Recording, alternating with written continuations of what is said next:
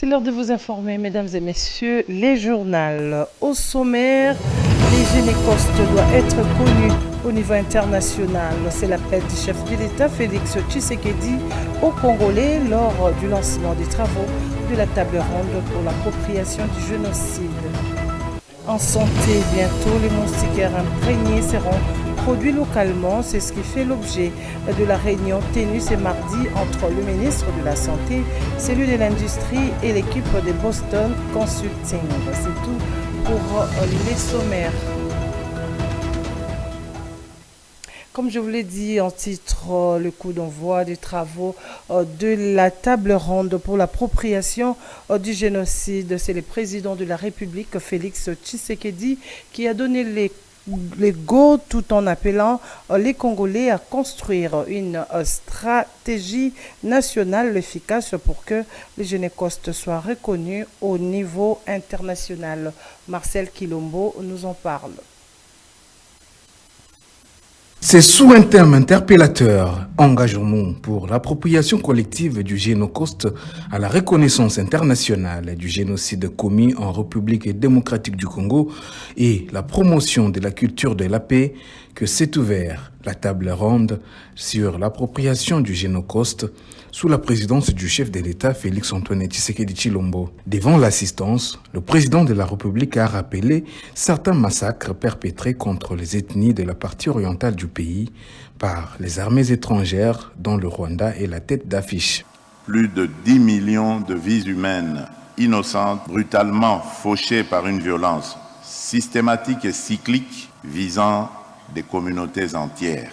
Parmi les exemples les plus tragiquement marquants figurent les massacres perpétrés à Kasika et à Makobola dans le sud Kivu, où plus de la moitié des membres des ethnies Nindu et Lega furent exterminés en un très court laps de temps, avec des actes d'une cruauté insoutenable tels que l'enterrement de femmes vivantes. La même violence ciblée a également frappé ces communautés lors des massacres du 24 août 1998 à Kilungutwe, Kalama et Kalambi, ainsi que des membres de l'ethnie Hutu, visés précisément en raison de leur identité ethnique. À ces atrocités s'ajoutent les multiples massacres perpétrés contre les populations civiles innocentes à Kishiché, Kazaoro, Mbambo, Bukombo, Mweso ou encore Nyundo. Félix Tshisekedi a dénoncé l'attitude génocidaire du Rwanda et le silence coupable de la communauté internationale. Il a en outre appelé les Congolais à construire une stratégie nationale pour que les Génocostes obtiennent la reconnaissance au niveau international. Cette table ronde doit nous permettre non seulement de témoigner, mais surtout de construire ensemble une stratégie nationale efficace pour obtenir la reconnaissance internationale du génocide commis sous notre sol et pour consolider durablement la paix dans notre pays. Il s'y est de noter que cette table ronde ira jusqu'au 4 avril prochain. Ne pas oublier, ne jamais répéter et commencer à guérir.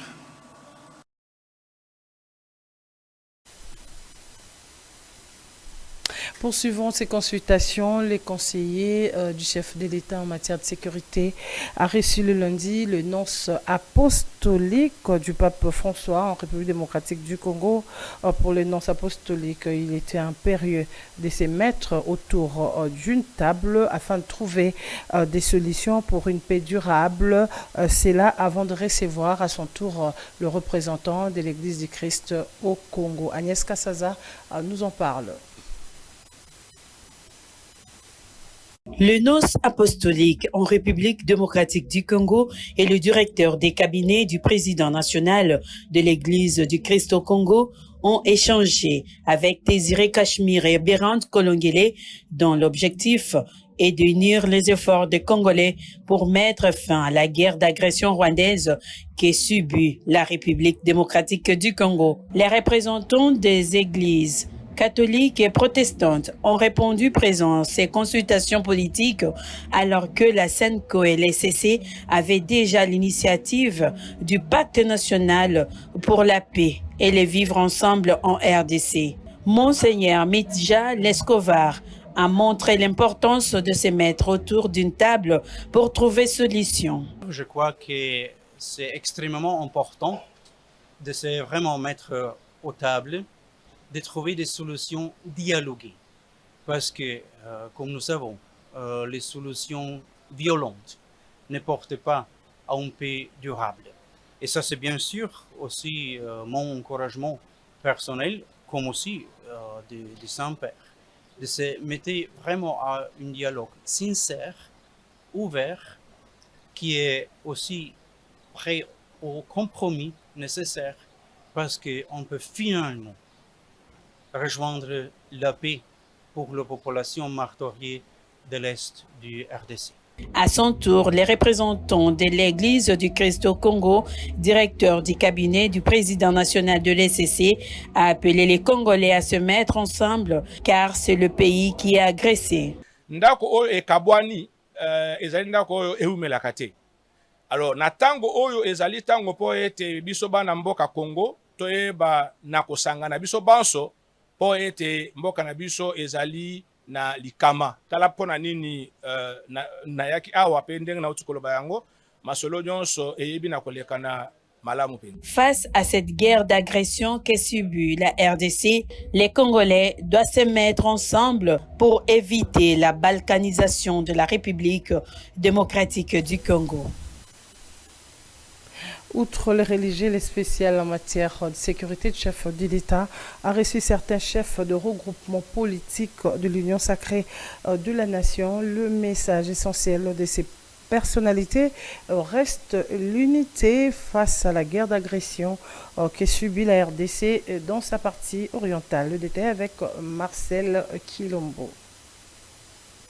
Le gouverneur du Haut-Katanga et cadre de l'Union sacrée de la nation, qui fait partie des personnalités consultées en début de cette deuxième semaine, a invité les Congolais à l'unité.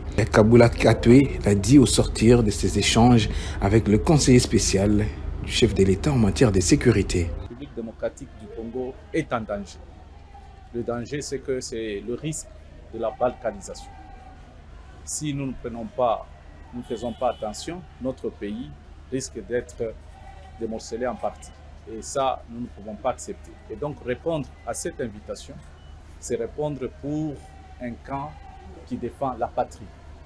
Le camp de la patrie, c'est le camp qui défend l'unité nationale. C'est un camp qui prône la cohésion nationale. La guerre qui subit la République démocratique du Congo dans sa partie orientale fait de nombreuses victimes. Certaines personnes restaient avec handicap sur leur corps. Forte de cette réalité, la ministre déléguée chargée des personnes vivant avec handicap a lancé un appel à la cessation des hostilités dans la partie est de la RDC. C'est une guerre qui est devenue pratiquement une machine à fabrication de personnes avec handicap et nous voulons que cette guerre cesse. Voilà pourquoi nous sommes venus, nous nous sommes impliqués pour donner aussi de notre opinion, parce qu'il faudra que le monde sache que les personnes avec handicap en République démocratique du Congo demandent la paix. Pour sa part, Fifi Masuka, gouverneur du Lualaba, à la tête d'une plateforme politique membre de l'Union sacrée, a invité les autres Congolais à répondre à cet appel aux consultations politiques. Que pour tous ceux qui sont de la République démocratique du Congo, aujourd'hui, vu la situation qui est très spéciale et qui a eu beaucoup de morts à l'est de notre République, si nous sommes de Congolais, ce n'est pas la première fois. Nous devons avoir un cœur d'amour pour notre pays, un cœur de celui qui peut réunir. Donc, chacun de nous peut réunir, chacun de nous peut appeler et nous pensons qu'il ne devait pas hésiter. Il doit venir pour que nous puissions ensemble discuter en ce qui concerne la sécurité de notre pays. Reste à voir si les opposants et d'autres membres de la société civile iront se faire consulter par le conseiller spécial du chef de l'État en matière de sécurité. Et la journée de mardi, le spécial du chef de l'État, Kasmir Eberand, a reçu tour à tour le ministre de la Justice, président de la dynamique progressiste président de la dynamique progressiste révolutionnaire, et Steve Mbikaï, président du Parti travailliste, et Marie-Josée Ifoko, ancienne candidate à l'élection présidentielle de 2023. Tous ne gèrent que sur la paix à l'est de la République démocratique du Congo. Et après la période de vacances parlementaires, plusieurs assemblées provinciales de la République démocratique du Congo, les députés provinciaux de Kinshasa et du Congo central ont repris le chemin de l'hémicycle le lundi 31 mars 2025 pour l'ouverture de la session ordinaire de mars. À cette occasion, le président de l'Assemblée provinciale de Kinshasa, Lévi Mbuta, a évoqué plusieurs défis qui seront abordés au cours de cette session afin de répondre en urgence aux attentes de la population. Et les élus du Congo central, les élus provinciaux du Congo central l'ont aussi évoqué. Les détails avec Lady Djamba. Le siège de l'Assemblée provinciale de Kinshasa et celle de l'Assemblée provinciale du Congo central ont vécu l'ambiance de la rentrée parlementaire. La session de mars 2025 qui a débuté s'annonce très serrée au vu des défis et matières qui seront traités. À Kinshasa, particulièrement, les problèmes sécuritaires, les embouteillages et l'insalubrité seront abordés en priorité parmi tant d'autres. Lévi Mbuta, président de l'Assemblée provinciale de Kinshasa, l'a dit dans son allocution d'ouverture. Sur le plan des transports et de la mobilité urbaine, l'Assemblée provinciale de Kinshasa se propose de s'impliquer activement dans la recherche de solutions appropriées et durables. Certains membres de l'Assemblée provinciale de Kinshasa ont promis de travailler pour pousser le gouvernement provincial à répondre à tous les défis qui ont été invoqués par le président pour cette session. André Kongolo Kongolo, rapporteur de l'APK, est l'un d'entre eux. Aujourd'hui a eu l'ouverture de la session de mars 2025. Nous venons tous de suivre le discours magistral prononcé par le président de cette institution. J'ai cité le président Lévi Mbuta, un discours qui a pu s'englober tous les secteurs de la ville de Kinshasa. Il a parlé de tout sauf rien. Le provincial de Kinshasa, celle du Congo central, a aussi effectué son rentrée parlementaire marquée par les discours du président de l'Assemblée provinciale, Papi Matenzolo Diantezua, qui a donné les grandes lignes des travaux de cette session. En tant qu'organe de contrôle, au ministre, que chaque ministre fasse bien son travail. Parce que maintenant, il y aura des commissions parlementaires qui vont descendre sur le terrain pour palper la réalité sur l'utilisation des frais de l'État ou sinon du contribuable. Victor Swami Paka, député provincial, Elie de Matadi, compte sur le contrôle parlementaire pour améliorer la gouvernance dans leur province. Pour rappel, cette rentrée parlementaire marque le début d'une session cruciale pour les assemblées provinciales de Kinshasa et du Congo central, où les élus sont appelés à répondre aux défis majeurs qui touchent leur population avec pour objectif de proposer des solutions durables et efficaces. Et cette brève, la ministre d'État, ministre de l'Éducation nationale et nouvelle citoyenneté, Raïssa Malou, a lancé ce mardi 1er avril le programme AEPS Global Physique Summit à la faculté des sciences de l'Université de Kinshasa.